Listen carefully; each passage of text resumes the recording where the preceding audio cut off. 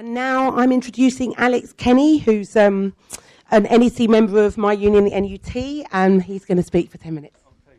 You're right, sorry. Yeah, no, I'm fine. Thank you very much. Thanks for inviting me to speak. As Anna said, I'm a NUT executive member. I teach in Tower Hamlets, and I'm speaking here. I'm bringing you the greetings of Kevin Courtney, our General Secretary, and Kiri Tunks, our President, our National President, who has been leading much of the work we've done in support of justice for the Palestinian people. It's always difficult going towards the end on a platform like this because some of what you were going to say, people have said, and people have said things that you think, oh, right, I'll try and expand on that. So this may be a little bit more disconnected than I had planned. But I think it's important what Ben said at the end, that we do have to recognise in our movement that anti-Semitism is real, just as other forms of racism are real, and that we need to fight it. And we need to challenge people who use the kind of things that Ben was talking about, the tropes about using the Rothschilds as examples of Jewish conspiracies. People who talk like that, we have to challenge. They may be talking like that through miseducation. They may be talking like that because they're overreaching and they haven't quite grasped some of the central issues about our work on Palestine. But we have to challenge them. We have to challenge them in a comradely way.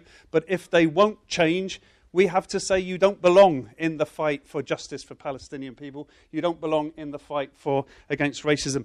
What I think I'm getting from what Ben said, and what I think we have to think about, is how do we unite the struggle? How do we unite the struggle against anti-Semitism, the struggle against Islamophobia and other forms of racism, and the struggle with justice for Palestinian people? I think our movement can do that, but I think we have to have that serious discussion. So I want to talk about some of the work our union does on anti-Semitism, on racism, and why we think justice for Palestine, why that is so important to some of the work that we do. So in terms of challenging anti-Semitism, because it does come up from students I teach, it does come up and you have to challenge it. So our union, the NUT, has worked with the Holocaust Memorial Trust. We've developed teaching resources that go into schools. We've worked with Stand Up to Racism on their project on Auschwitz, taking visitors to Auschwitz, taking school students to Auschwitz, because I think it's really important that we don't let our young people lose sight of the uniquely awful event that the Holocaust was, and that we teach them about it and that we educate them about it. And I've been doing that recently with a Year 8 class. I've been using some of our materials and other materials produced by the Holocaust Memorial Trust, and I'm really pleased to say there's great excitement in our school at the moment because we've working with Wayman Bennett, we're bringing Alf Dubs to our school next week to talk to Year 8 boys about being a child of the Kindertransport and why that was important then, and why it's important now that we have a message to our government that just as our movement was demanding that we let the Jewish people in from Germany in the 1930s, that we should be letting the refugees in from Syria and not stopping them in Calais now. And I think that's how you start to unite the struggle. That's how you start to build the links. And I think we should be bold in saying that it was our movement that stood alongside the Jewish community in Cable Street that made that call for Jews to be let in from Germany. And our record, our union's record, as the record amongst the trade union movement in opposing anti-Semitism and opposing fascism is really important and something we should be proud of. This week we marked the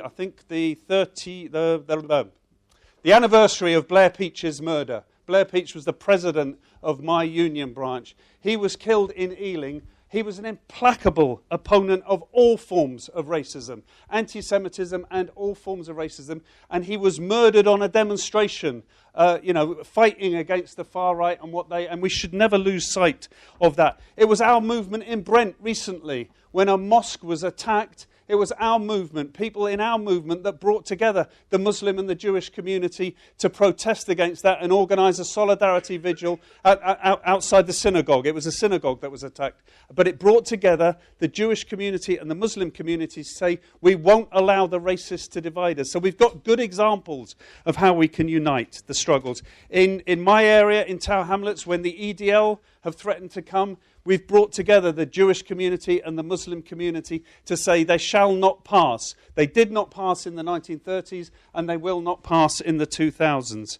So Lindsay said I was going to talk about prevent, and I did mention something about, put some notes down about prevent, because just as we saw the Jewish people in Nazi Germany being othered, we are seeing Muslim people being othered now by this government, and it's the prevent agenda that is doing it. I'm really proud that my union took a motion, and it was really well reported in a balanced way, to say that the school's inspectors should not be talking to young Muslim children about why they're wearing a hijab. And that is something that we have to challenge. The prevent agenda is shutting down debate. We want to be debating these things in school, but it's shutting down debate in universities. People are starting to be scared about whether you can talk about these things. So the agenda, the prevent agenda, is silencing the debate in the way that Ben described. So it's really important that we challenge that, and we say that where people are talking about these things, they should be able to talk about them, because then we can challenge their ideas, whatever their ideas are. So that's very, very important. So, for the avoidance of doubt, our union is opposed to anti-Semitism, and we will challenge it wherever it comes up, and we think schools should be teaching about it. But we've never seen a contradiction between opposing anti-Semitism and supporting the rights of the Palestinian people to right the injustice that was imposed on them by British imperialism. And that's my answer when people say to us, why does the NUT talk about Palestine so much in all the other things that are going on? It's because of the role British imperialism played in imposing the settlement on the Palestinian people, and the role British and US imperialism plays in cementing that role, cementing that injustice and not challenging the injustice. If you want to read more about it, the Balfour Declaration by Bernard Regan is at the back. I said I'd plug it, and there I've plugged it, Bernard. He didn't know I was going to do that, actually. So now, some of the work we do. We say we're committed to opposing racism and to solidarity with the Palestinians in their endeavour to achieve self-determination. And I just want to talk about some of the work we do on that. We're an education union, so the focus of our work, much of our work, is on how children are treated in Palestine. And the way children, we do hold the Israeli government to account and our British government to account for not challenging it enough. We work with organisations like Defence of the Child International, and more recently with a charity called EduKid, who've helped us produce resources showing what happens to the children in Hebron, showing the real-life experience of Palestinian children having to travel miles to go to school and go through the checkpoints in the wall. Every year we send 2 delegations of members from around the country to Palestine, and these people come back changed. They come back changed by what they witness, changed by the brutal treatment of the Palestinians at the hands of the Israeli government, and determined to do something about it. So some of the things they see and hear about are shocking. The treatment of Palestinian children at the hands of the IDF and the Israeli government, some of whom have had the temerity to throw stones at armoured vehicles, is truly shocking. 800 children are arrested, detained and prosecuted every year, transferred to prisons inside Israel in breach of the Geneva Convention, hands tied and transported on the floors of military vehicles. Our people have read and heard testimonies of horrendous verbal and physical assaults, denied access to lawyers or independent adults to accompany them to interviews, many kept in solitary confinement for up to 29 days, and a 97% conviction rate, and people are then coerced into informing on others. This treatment of children by the Israeli army and the Israeli government has been found by loads of independent reports. The Foreign and Commonwealth Office, UNICEF lawyers have found Israel to be in breach of international law for this treatment of children. So we reserve the right, we will always reserve the right as an education union to condemn the Israeli government and to condemn our government's silence, and through their silence, their complicity in that treatment of children. So I'll finish with the words of Bassem Tamimi, who's one of our hosts when we go out and on these delegations to Palestine, to a packed room of people. You know, these people are teachers. They give up a half term, they go, they don't know what they're going to see, and they are shocked by what they see, and many of them have an emotional response to it. So he was talking to a room full of people who were in tears.